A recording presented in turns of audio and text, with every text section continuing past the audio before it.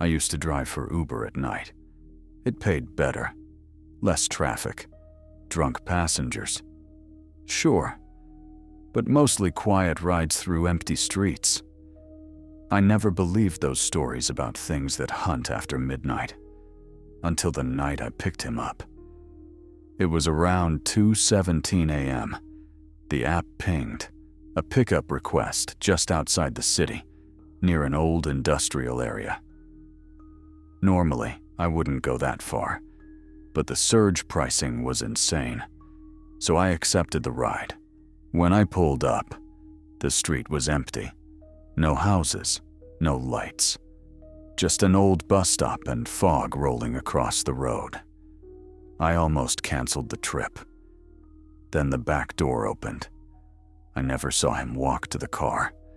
He was just suddenly there, sitting in the back seat. Tall, thin, wearing a long black coat. "Good evening," he said. His voice sounded wrong, too calm, too hollow, like it came from somewhere deep inside a cave. "Where to?" I asked. He gave me an address on the other side of town.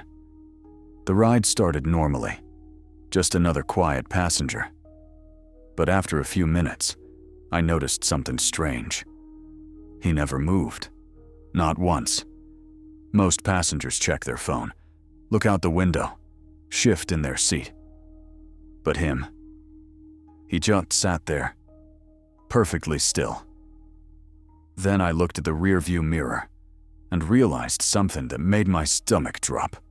I couldn't see his reflection. At first I thought it was just the angle, so I adjusted the mirror. Nothing. The back seat looked empty in the mirror, but I could hear him breathing. Right behind me. Slow. Wet. That's when he spoke again. "You work nights often?" "Yeah," I said. "Better money." He chuckled, a dry, rasping sound. "Yes. Night is a good time to hunt." I laughed nervously, trying to pretend it was just a weird joke. But then the police radio interrupted the silence. The city had an emergency broadcast system. Sometimes it automatically played alerts in rideshare vehicles. And the message came through. "Police warning. Multiple bodies discovered tonight. Victims found completely drained of blood." I felt a chill crawl up my spine. "Crazy," I muttered. But the passenger leaned forward slightly and whispered, "Yes, I know." The temperature in the car dropped instantly. I looked back again, and for the first time, I saw his eyes. They weren't normal. Black, completely black, and his mouth was stretching wider than it should. His teeth were too long, too sharp. That's when I understood. The bodies police were finding, they were his victims. My hand started shaking on the steering wheel. I needed to get out of the car. But before I could stop, his hand grabbed the back of my seat. His fingers were ice cold. "You smell alive." I slammed the brakes.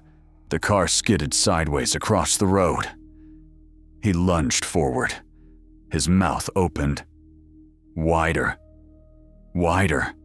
Like a snake unhinging its jaw. I grabbed the only thing near me, the metal flashlight I kept in the door compartment, and swung it backwards. The sound it made when it hit his skull didn't sound human. More like striking bone or stone. He hissed. A horrible sound, like air escaping a corpse. The car door flew open. He vanished into the darkness.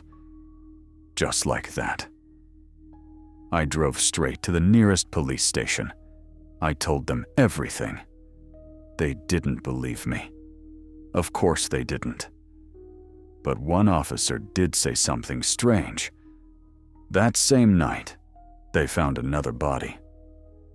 No blood, just 2 deep marks on the neck, exactly like the others. I quit Uber the next morning.